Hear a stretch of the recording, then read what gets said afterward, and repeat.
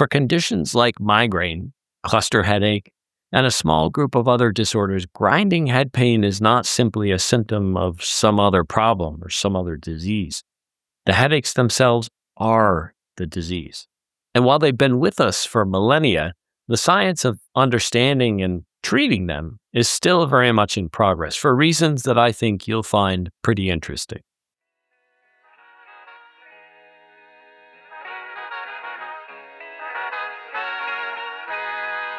Hello, friends. I'm Michael Kovnat, and this is the Next Big Idea Daily. Quick masterclasses from the best new nonfiction books written and read by the authors themselves.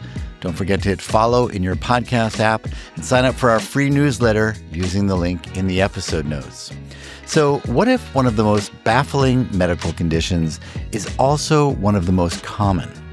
Today, we're hearing from journalist Tom Zeller Jr., whose new book, The Headache, investigates a group of disorders that have plagued humans for millennia, yet remain stubbornly misunderstood.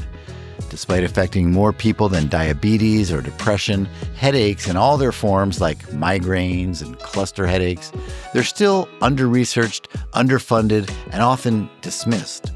But science is finally starting to catch up, and what it's revealing might change the way you think about pain and the brain. Here's Tom to share his big ideas.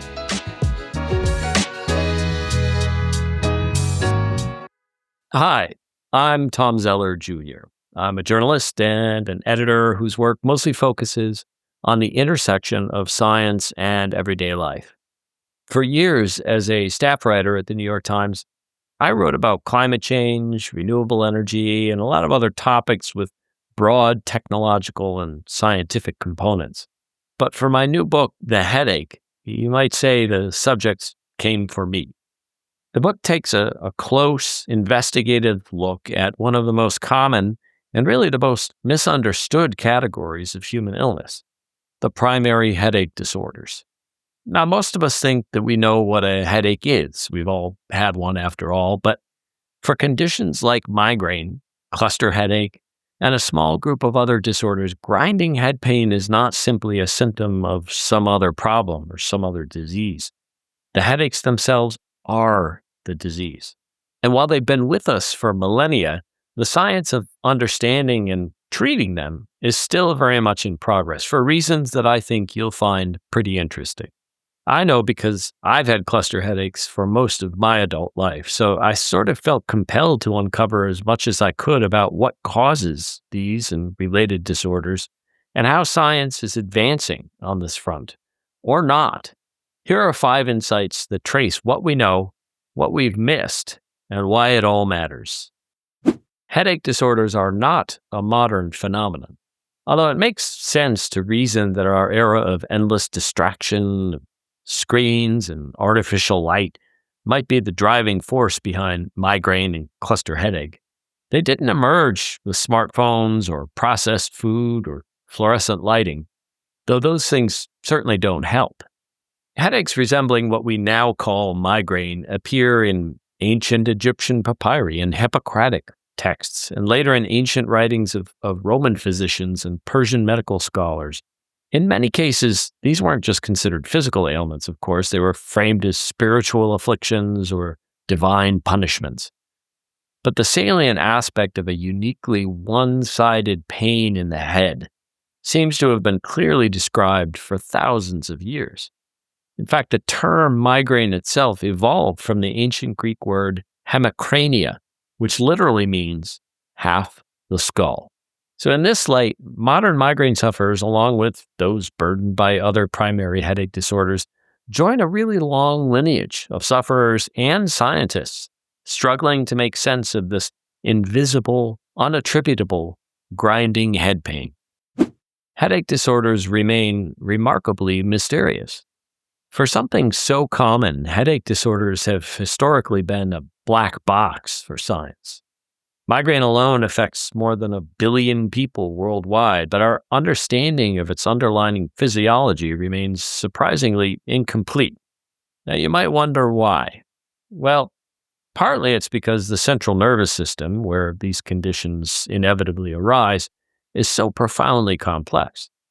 But it's also because headache as a research domain has never really been particularly fashionable.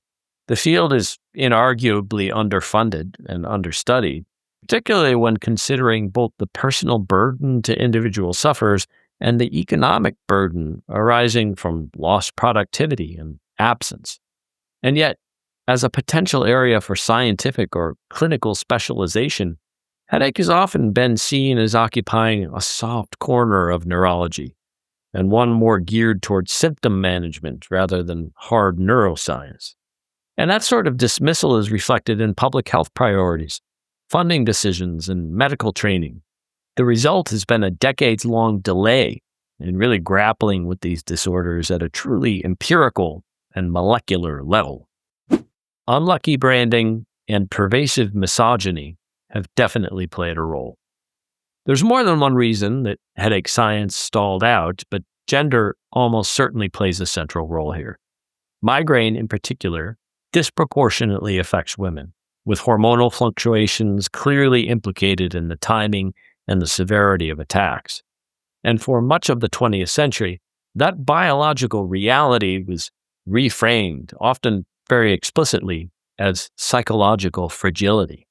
Some clinicians theorized that migraine was a manifestation of female neurosis, or repressed desire, or even dissatisfaction with domestic life.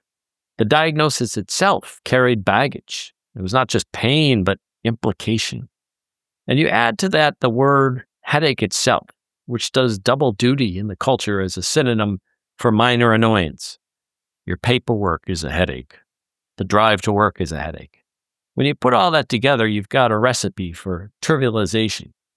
Even today, migraine remains culturally diminished, too common to seem serious, too gendered to be neutral, and too metaphorically overloaded to be legible as a disease. And that linguistic baggage matters. Because when a condition is framed as ordinary, even banal, it becomes harder to fund, harder to teach, and harder for all of us to take seriously. Headache disorders didn't just inherit a complex biology in that sense, they inherited a marketing problem. Things are finally getting a little bit more sophisticated. Real scientific traction began in the 1990s with the advent of sumatriptan. This was the first of the triptan drugs designed to abort migraine attacks by acting on serotonin receptors. It wasn't the cure, but it was a revelation for many patients, offering really fast relief and a glimpse of what targeted treatment for their disorder might look like. It would take another generation, but in 2018, another major breakthrough arrived, the anti-CGRP medications. CGRP, which is short for calcitonin gene-related peptide, is a neuropeptide that spikes during migraine attacks, and it seems to play a central role in, among other things, pain signaling. Drugs that block CGRP or its receptors can significantly reduce the frequency and severity of attacks in many sufferers, but the key word here is many. It does not work for everyone. And as with sumatriptan, real-world efficacy studies suggest that while some patients are so-called super responders who receive near total relief, for others the effects are more mild and for some, non-existent. That's not to suggest that the CGRP medications aren't revolutionary. They really are. And they've opened up investigations into still other neurotransmitters that might make even better targets. But even among those who do respond, we're now learning that the effect can wane over time. And the takeaway then is that the drugs offer some hope, but they don't cure migraine or cluster headache. And while they represent a leap forward in headache science, they also highlight a deeper truth. We still don't fully understand the underlying architecture of these incredibly common disorders. The crime scene is still active. CGRP was a huge clue, but it wasn't the full story. As I mentioned, scientists are now working to identify other molecules, other pathways, other mechanisms that might hold the key to more consistent and more complete treatments. But they're not exactly unified in their approach. Even today, researchers disagree on some really fundamental questions. Where exactly is the pain of a migraine attack located? Where does it hurt? Is it arising somewhere in the pain-sensitive tissues surrounding the brain? Is it a function of blood vessels? And where are these new drugs performing their work? Are they getting inside the brain? Or are they exerting their salient effects somewhere in the peripheral nervous system? The answers to these questions remain incredibly murky, and even today, some of the world's most prominent scientists, and I talk to a lot of them, differ bitterly over competing explanations. That's not entirely for lack of effort, of course. It's just that the headache brain resists simple narratives. We have some sketches of the culprit, but the crime scene is still messy. The motive's unclear. And the evidence refuses to paint a vivid picture.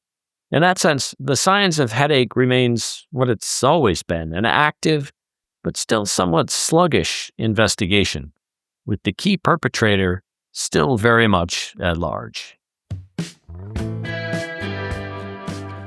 Thank you, Tom. All right, everyone, you can get a copy of The Headache using the link in the episode notes. And remember, go to nextbigideaclub.com to find out about our hardback subscription club, where we send you the best new nonfiction books as chosen by our curators Malcolm Gladwell, Adam Grant, Susan Cain, and Daniel Pink. Check it out at nextbigideaclub.com and use the code DAILY to get a 20% discount. I'm Michael Kovnat. I'll see you tomorrow.